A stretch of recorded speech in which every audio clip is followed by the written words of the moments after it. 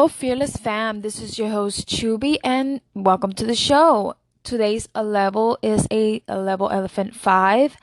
I hope you are doing well. Today, we are going to be discussing period poverty.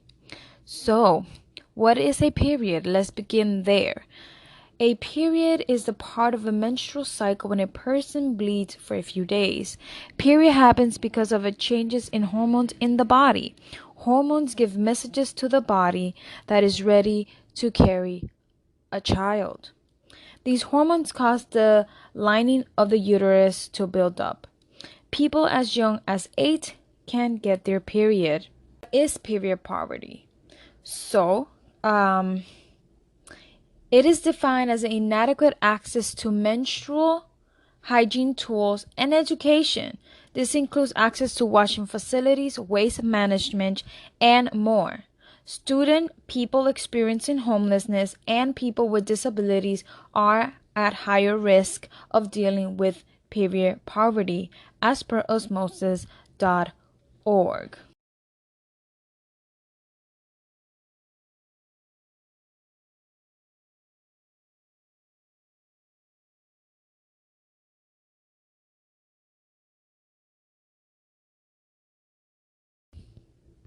So, as per the definition, is lack of access to any menstrual products to help facilitate the bleeding, right? I don't know about you, but growing up, I did not grow up with this knowledge or education about what is a period, what you need to do or should do when you get your period, or when you will get it, or what's going to happen to your body when you're going to get it. Um, and I'm pretty sure most of us, also had parents who didn't know themselves. I know growing up, my mom didn't know much about it either. It was just when it happened, we're just gonna go through it. So when it happened, it was just like, okay, I got my period. Here we go, and that's it. Got a pad, But the lack of education is the problem, especially in schools. If they can be taught at home, it needs to be taught at school. But it's not really taught at school. I was not taught about this in school, and most schools don't even carry free products or products at all for when people are having their periods. People with ovaries are not really informed about topics like this, and sometimes you have to go out of your way to learn as much as you can. Also, the lack of education goes as far as not realizing that our periods are different and everybody's body is different, and then not realizing, okay, why is my period this painful, or what's going on, especially if you're anemic. So the education aspect of it goes beyond medical as well, because some people experience periods that are debilitating. They can't go to work, they can't get out of bed. It's really painful for them to function. It is painful for them to do certain things. But this is not taught in school. This is not taught at home, especially if the parent don't have the knowledge about this. And that's where things needs to change in schools. But now that I'm older, I have noticed places, some establishment carrying these products for free, that you don't have to pay. And I've noticed that the education, is being increased in some places. Again, with this pink tax. And what is a pink tax? Well, basically, even if a person can't afford menstrual products, the annual and lifetime cost of buying tax product is a burden on people who menstruate. The pink tax refers to the extra amount that is placed on a feminine everyday products like razors, shampoo, haircuts, clothes, dry cleaning, and more. This tax applies to items purchased throughout a woman's entire life and further contributes to period poverty. Even if shaving is a person's choice, I don't think they should be taxed on it, especially for quote unquote being a feminine product. Men's products do not get taxed. again, another double standards. I mean, again, I know that it makes money, contributes like the economy. Like, I get it. This is greed, basically, at least to me, the way that I see it. When they can make a buck, they're gonna do it.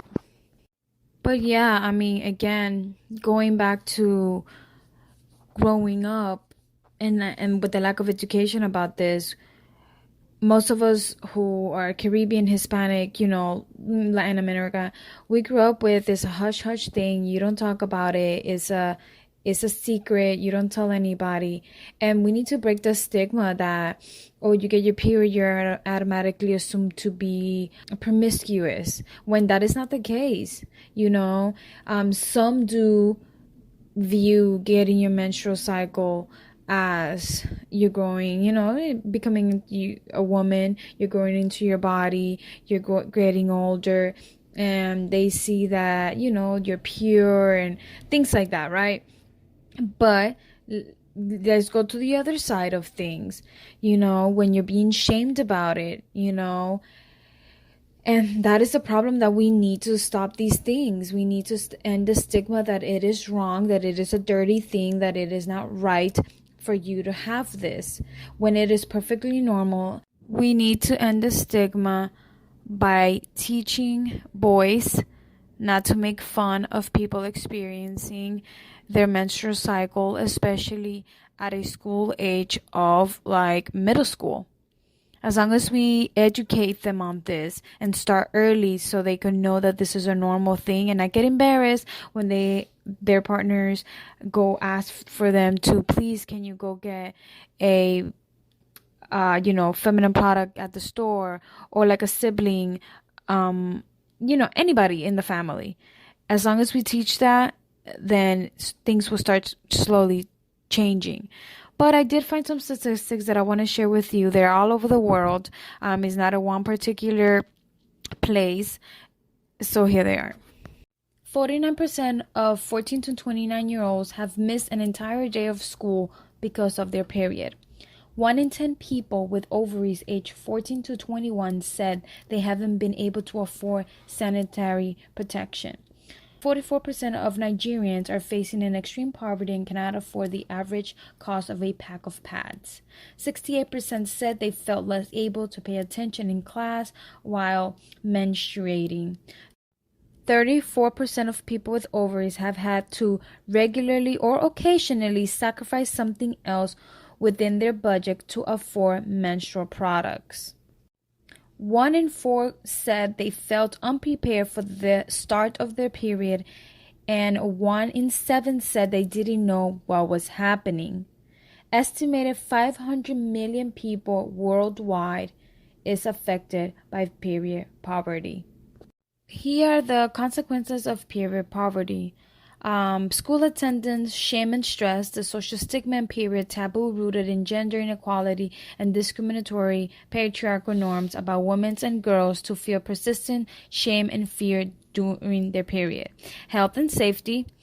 People's well-being may be put at risk due to lack of and cost of menstrual supplies.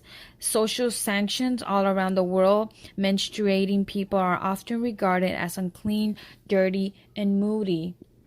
This can affect someone's mental health, especially, again, this is all rooted with the lack of education. When you tell someone that it is okay, what's going through your body is normal and is natural, then all of these stigmas will end. Just like getting educated on all the different menstrual products that are there. For example, there are pads, cups, tampons, cloths, and now period underwear. There's multiple ways to help during the menstrual cycle, and obviously some cost more than the others, and yet still all of them get taxed regardless. But there's a lot of organizations out there that are helping and are donating, and there's individual people also donating and trying to, get it to schools, to the homeless shelters, to anywhere that, people need it. So those are also ways to end period poverty.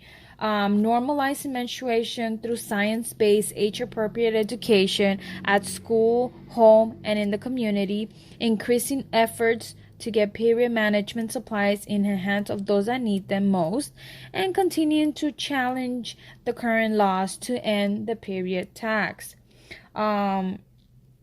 Obviously, the access to products at schools. You can make your own donation to schools and homeless shelters, like I mentioned. And obviously, educating your family members, trying to get as much education as you can. Like I always say, reading is essential. As long as you read, as long as you get educated, you could also change the future with, people's minds.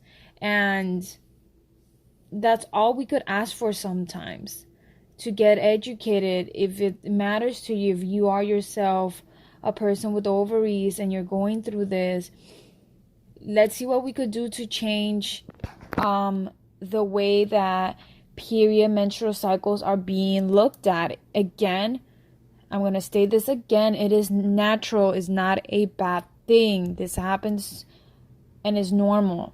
But my final thoughts on all of this is that it all revolves around education and breaking down those stigmas and teaching the youth about their bodies and teaching them who they are and what it means to have a period and what it results in and what could happen, and getting them the proper health checks when they are going through a rough patch in their periods. Again, every menstrual cycle is different, but I just wish that there were medical checkups frequently, especially if they're able to go to school and get those checkups. Also providing menstrual products at school, especially if that's the only source that they have to feel safe and to actually have what they need if they cannot afford it at home. That will be a great way for them to be helped.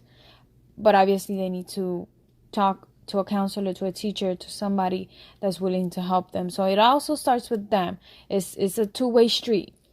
But again, it is up to all of us to want to get together to change this.